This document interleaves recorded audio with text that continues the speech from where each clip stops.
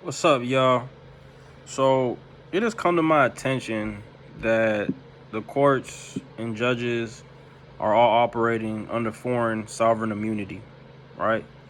This means that from one court or one county to another, they're acting as a foreign state, all right?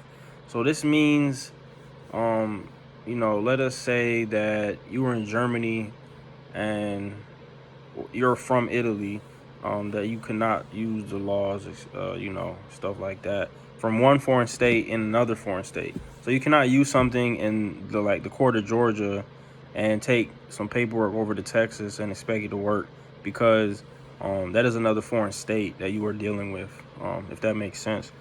So that full faith and credit rule does not work because they're like two separate entities, two separate constitutions and stuff. So like this goes back to the 11th Amendment of the Constitution, and it cannot be violated. Anything lower than the rules of the Constitution cannot overrule the Constitution. Not even the Supreme Court rulings can overturn the Constitution.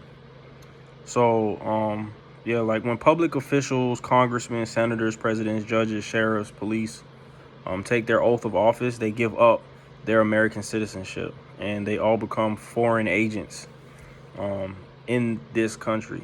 They are illegal. They are illegal aliens without a green card.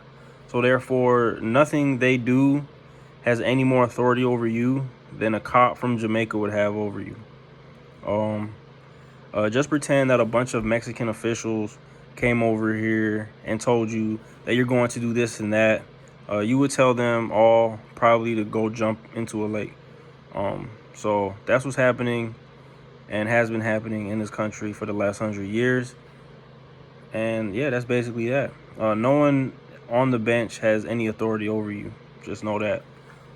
It has been confirmed by people in Congress that the officials are hiding behind their Foreign Sovereign Immunity Act. So this can be validated under Rule 4J of the Federal Rules of Civil Procedure, and that all of the officials in this country are acting as a foreign state. So they are operating outside of the jurisdiction of the United States. You have to file a judicial notice. This is informational purposes. This isn't legal advice or anything like that. But if you want to, you can file a judicial notice to challenge their jurisdiction and tell them that if they are going to, misuse our names, either in all capital letters, as if it were a corporation, or use it as a last name, as a corporation, or you're going like if if they're going to use my name as a person or a corporation, under your Foreign Sovereign Immunity Act, we have 100% immunity under the Foreign Sovereign Immunity Act until they take us into the Department of State in Washington, D.C., by way of complaint to the Department of State and make an issue of a case and have them take away our immunity. That's how that works. Then they have to take us into Title 28, 1330 court, which is the only court that has jurisdiction. And since no city or county courts can hear any case dealing with corporations, then the lower courts have no jurisdiction over we the people. The cases have to be taken in on a federal level. So you gotta go fed. Gotta go fed time. So if they're going to take you into a court case as a living, breathing man or woman, then you fall under the 11th Amendment. It says that any citizen of America is not subject to any foreign state. Now, didn't I just tell you earlier that all of the officials and courts are operating as foreign states? Now that brings us up to expatriation under statutes at large. It says 15. Statutes at large 15, which clearly separates us from them. Everything is supposed to be fair and equal. That's how equity work, right? The Supreme Court decisions are supposed to be the supreme rule of the land and in every court in America, and their rulings is supposed to overturn any other ruling in any of the lower courts. That is not what happens. That is not what happens. We have discovered that the colonies were not just colonies, but their names were really the name of their corporation. These corporations came over from England and they had charters. They set up a government under that corporation, and it was the corporation who set up the governments. So, like, you got man corporations or government, man corporations, government, like that. When we had the Revolutionary War and some of the deals that were made with England and through the treaties, it was for these corporations, and the guidelines of these corporations had to stay intact. The states had to take on the name of the corporation. This is why under the Articles of the Confederation and the Constitution, under Article 6, in both of these, it clearly states that the treaties are the supreme law of the land. All treaties have to be adhered to as supreme law. So when they created the Treaty of Paris in 1783 and they created the Treaty of Peace, this is where they kept the corporation intact on us. That is why we have the corporation in the courtroom that we have to deal with. In court, we are not dealing with what we think is the organic state. No, we are dealing with this corporate state. This is attached to the name of the state. Its powers go back to the crown in England. Then we have the discoveries at the Secretary of State's office in Delaware, which is the Delaware Trust Company, Wilmington Trust Company, the Corporation Trust Company of America. These three trust companies went to Delaware legislation on March 10th, 1899, and they had an act put into place in Delaware, which was called an Act Providing Corporate Law. Their request was to have their corporations have the same standing and characteristics as a living, breathing human people, with all of the same rights and privileges and benefits as a people. These corporations could do anything a real living person could do. They made the corporation a living person, not the living person into a corporation. Can you see how confusing this can get to be? Which is why everything is ass backwards. Then the Bar Association has gone back into the law books and has redefined what a person is. If you read in Black's Law, it says that a person is a corporation. Not just that, the definitions in the United States Code. It says person, in general usage, a human being, i.e. natural person, though by statute term may include labor organizations, partnerships, associations, corporations, legal representative, trustees in bankruptcies, or receivers. Corporation/person is a corporation is a person within meaning of the 14th Amendment, equal protection and due process provisions of United States Constitution. This is where the Bar Association and the Legal Association has come in and manipulated the words and our everyday language. They call that legalese, to the point that now it is a foreign language and the meanings are alien to our way of thinking, which they are.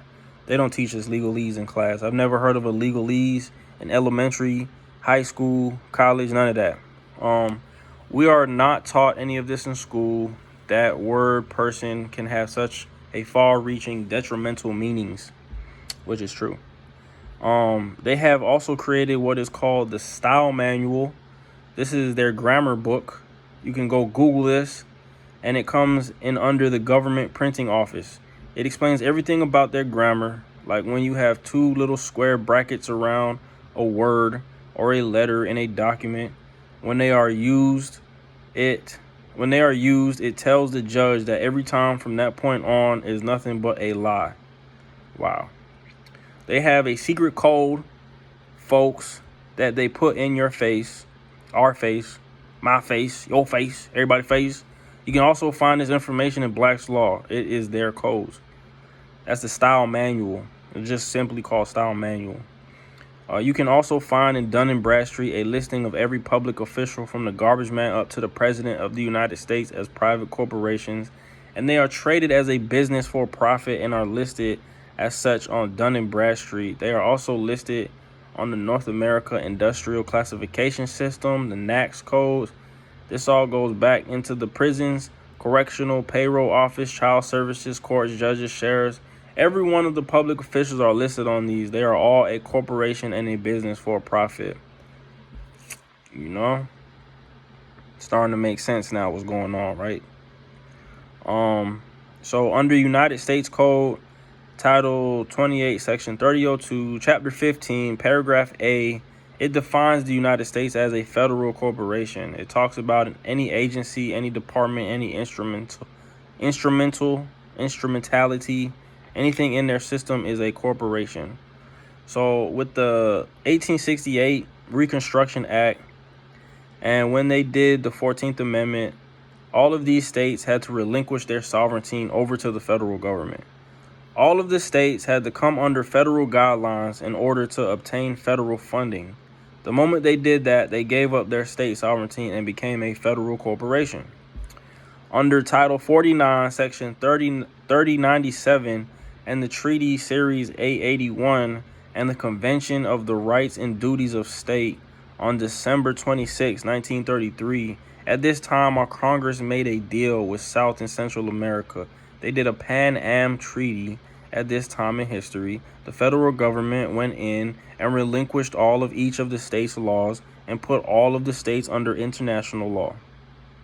Now, all of our states' laws and public offices are under international law rulership as of 1933. On December 9th, 1945, under the International Organization Immunities Act, that was signed on December 9th, 1945, Congress relinquished every single public office over to the United Nations.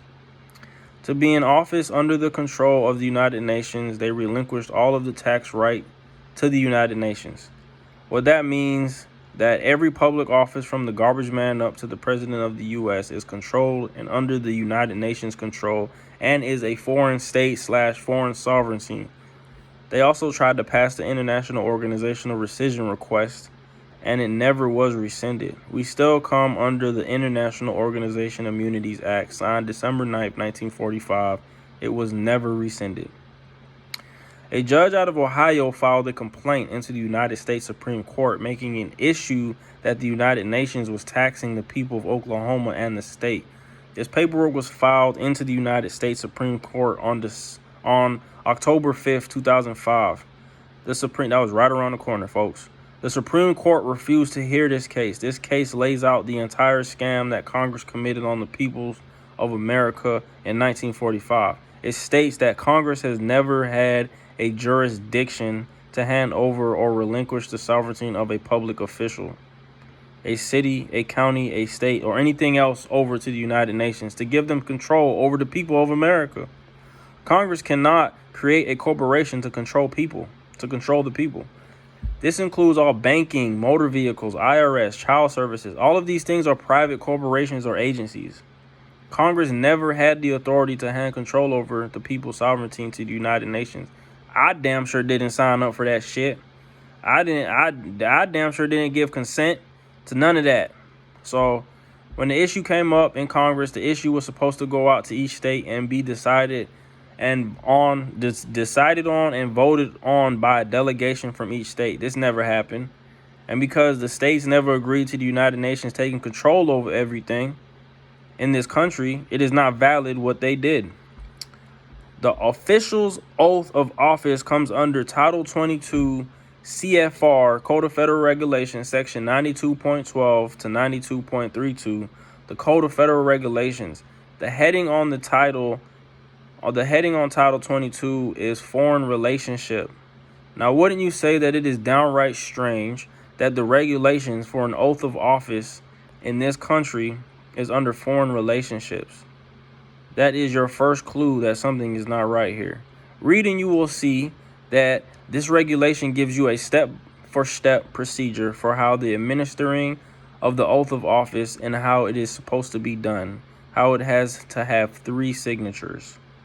Under USC Title 8, Chapter 12, Subchapter 3, Part 3, Subsection 1481 of the United States Code, under Section 1481, loss of nationality by native-born or naturalized citizen, voluntary action, burden of proof, presumptions. It says that anyone that take an oath of office raises their right hand, and it includes foreign states and political subdivisions. When they take the oath and say "I do," At that point, they give up their citizenship to America and they become a foreign state. Start reading USC, United States Code, Title 22, Chapter 11, Foreign Relationships and Intercourse. Not the good kind. See, they are fixing to tell you how they are screwing you over. Excuse me, I just couldn't resist that one. Oh, that was in the doc. Go to Chapter 11 and look under foreign agents. This means that the judges and the attorneys, all of these people that raise their right hand are foreign agents. They are no longer American citizens. They are basically illegal aliens in this country, and they do not have a green card. And because of what Congress did to the people of this country, now these officials are United Nations citizens. While searching the federal rules of civil procedure, it was found that Rule 4 is for jurisdictional challenge for all courts, which is cool. We have the rules of civil procedure and we have the Code of Civil Procedure. The Code of Civil Procedure is 80% larger than the other civil procedure books. If you would go to Chapter 5 of the Code of Civil Procedure and go down to Rule 4, 18.10, this will tell you that when you are in their court, that you have the right to challenge their jurisdiction. When you do this, that court cannot leave or go forward until it completely tells you what jurisdiction that it is operating under. Under Rule 4, Section J, it tells you that service upon a foreign state or political subdivision, an agency, or an instrumental thereof shall be affected by United States Code Title 28, Section 1608. 1608, service time to answer default. And yeah, it's all in red. It's in this document I'm reading. I'm not gonna read all this red part, but it's just what Title 28, Section 1608 says. And if y'all want, y'all can email me and I'll send you this document so you can read along, or I'll see if I can tag it in the video. But under Title 8, Section 1481, a foreign state or a political subdivision that tells you that they are operating under United States Code Title 28, Section 1608, which is the Foreign Sovereign Immunities Act. If you read Title 28, Section 1602 to 1611, this is the Foreign Sovereign Immunity. You also need to read United States Code Title 28, Section 1330, and this is about the jurisdiction that they have. You also need to read Code of Federal Regulations 22, Section 93.1 and 93.2. Tells you that if you are going to file a claim against a municipality, against a local agency, against a local government, or any instrument of the government, you first have to notify the Department of State in Washington, D.C. This is not legal advice. This is education and informational purposes only. In order to file a claim afterwards, it falls under the jurisdiction of Title 28, Section 1330, which is to go before the Federal District Court in Washington, D.C. I have yet to do this, so if y'all want to, do that, yeah. If you look up Foreign Sovereign Immunities Act and you bring up the Department of State in D.C., go Google this, and you will come upon a website which has a section titled Question and Answer. The website explains what a foreign state. Yeah, I did that, but I'm not even sure. I'm just reading this doc, bro. Because it's interesting information to me. So we're just going to keep rocking out. So this means that the local yokel courts, county, city, state courts have zero jurisdiction because none of them ever cooperate. None of them ever operate according to the Code of Civil Procedure. When they go into court and try to use us as a corporation, as found in the Delaware Code, it is said in order to have a corporation, it has to have a last name. This is why we have been putting the square brackets around our last name to make it disappear. But using our last name is one of the ways that they get to us and hammer us. They all capital letter name is another way they come after us. Anytime there's a capital letter in your name, they can come after you. Capital letters equals means, money, and control for them. Write your name in all lowercase letters. This is what they're saying. I'm just reading. In Congress, under Article 1, Section 8, says that can only create laws that deal in commerce and internationals. They cannot create laws against the American people. This is how they are bypassing us. This is why when we discovered the Jefferson's Manual takes you step for step on how Congress is supposed to create laws and pass it by reading the proposed or the purpose law 3 times on the floor. 3 separate times. Pass it by a vote of 2 out of 3 of Congress. Vote. And going to the president and on to the Senate by reading the purpose law 3 times on the floor. 3 separate times. Pass it by a vote of 2 to 3.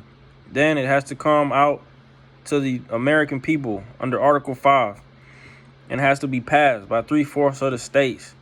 They are not doing any of this because they are not creating laws against us, we the people. They are creating laws that deal with commerce and internationals. The internationals are we the people. They put all of us as a corporation because a corporation in Delaware can have the characteristics of a living being. Yo, it's not that much more to read, but yeah, this is some pretty interesting information. I don't want to make this video too long, so yeah, I'm probably just gonna stop there. But that's interesting. They're saying a recap is the corporations that were created are foreign to us because, like they say, we're not a party to the Constitution. Like, we the people only mean the people that were in the room when they were signing the document, not we the people, the American people that keep this commerce going, that keep this boat rowing. They're not talking about us. They're talking about them. They're talking about, these private entities that they created. We weren't there when they signed the state of Maryland, the state of Georgia, the state of Florida, the state of Hawaii. We weren't there for none of that. We weren't there when they incorporated, and they're damn sure not giving out stocks to any of me or my people. So it's just interesting. An interesting read that I've read and I've been pondering. So yeah, man, like, do what you want with it. I'll send y'all the doc, have the doc in the thing or whatever, or hit me up in the email and we can talk about it if y'all want to talk about it, if this isn't even an interesting topic. But this is mainly why I feel like a lot of this bull stuff is going on with, like, just people like railroading and stuff like that. Like, yeah, man, it's just crazy out here. I should read the rest of this, but nah, the rest of it is some sauce. But if y'all want to read the rest of it, because it's only like 4 more pages, it's sauce. I'm gonna let y'all handle that, because it get into some interesting stuff. Because, like, this one sentence, it says, we have learned that when there is fraud placed upon the court, and this was learned from the Hazel Atlas Glass versus Hartford Empire 1941 Ohio and Oklahoma case, states when there is fraud upon the court has to reopen the case. They do not have a choice in the matter. The template document that we have forces them to reopen the case and put it under common law. This notifies the judges of 2 things. One is that if they are going to run us in a court as a corporation, we have immunity. And if they are going to take us into court as a citizen, we have immunity. But what it also tells them is that we now have the knowledge of how to take away their immunity and how we can now go back after them and sue them for what they have done to us. Now, all we have to do is go file our paperwork into the Department of State and make a claim that we want their immunity taken away from them because they have violated their foreign sovereign immunity agreement. And then we can bring charges against them, and now these judges are finding out that we now know how to go to this against them. So this is just for informational, educational purposes only. I have not yet done this. Thinking about doing it. Thinking about it because I had a case for like a 5 mile per hour, 10 mile per hour speeding ticket, and I feel like that's defamation of character. first off. And definitely we have a right to travel. I'm hearing we don't really need a license to travel. I mean, you can go back and forth in this, but the fact of the matter is these people are foreign to us. They're not even rightfully belonging to this land. So this is from my understanding, and me seeing this just I wanted to share this with y'all. Cause I think that is pretty fucking dope. Like I didn't get taught none of this in school. I didn't hear about none of this. Like not even a peep, a whisper, none of that. I had to learn the hard way, which is cool. That's how life is, I guess. But it's like public information, private information, stuff like that. So yeah, the rest of this stuff is pretty much sauce on how they talk on like the Foreign Sovereign Immunities Act and the Foreign Sovereign Immunities Agreements and stuff. So man, look, if y'all want to rap about it, we can talk. I don't mind. Cause I'm sick of these corporations or these big businesses or these pharmaceutical people getting over and stuff like that. I mean, if you want me to shut up, I mean, just send me the check. You know what I'm saying? Other than that, it's a free world. So whatever happens, happens. Yeah, man. They got a whole United States Attorney's Manual and a private Attorney General clause, which Congress created for us, the people, to go after the public officials with. So that's also in the document. So if y'all, want to check that out, look that up, do your thing. And yeah, holla at me. Much love and peace.